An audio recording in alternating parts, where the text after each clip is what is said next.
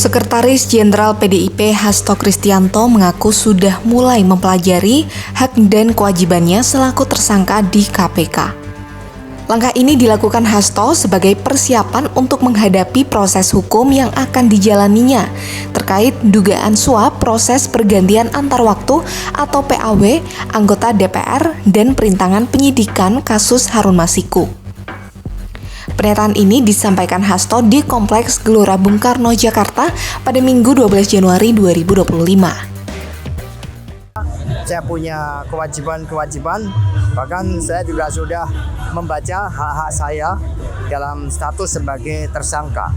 Hak sebagai tersangka apa saja itu sudah saya pelajari dengan sebaik-baiknya. Jadi saya akan hormati seluruh proses, akan ikuti seluruh proses dengan penuh keyakinan karena sejak awal kami tahu jalan yang ditempuh oleh PDI Perjuangan sejak PNI pada masa Bung Karno, PDI, Bu Mega hingga PDI Perjuangan memang jalan-jalan terjal yang harus dihadapi dengan keyakinan ideologis.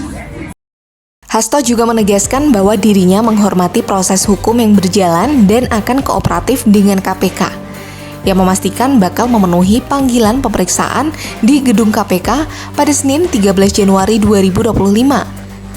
Sebelumnya ia telah dipanggil untuk diperiksa pada Senin 6 Januari 2025, namun tidak hadir dengan alasan agenda lain. Hasto merupakan salah satu tersangka dalam kasus dugaan suap pergantian antar waktu anggota DPR.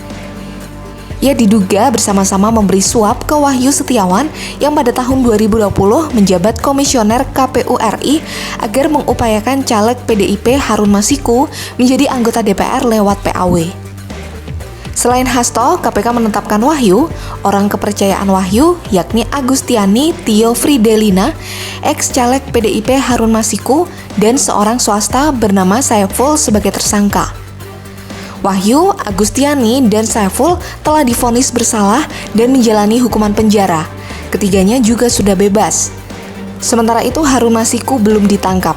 Hasto sendiri baru ditetapkan sebagai tersangka bersama Doni Tri Istiqomah pada akhir 2024.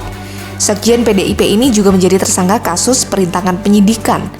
Ia diduga menyuruh merendam ponselnya dan ponsel Harun Masiku serta menyuruh Harun Masiku kabur.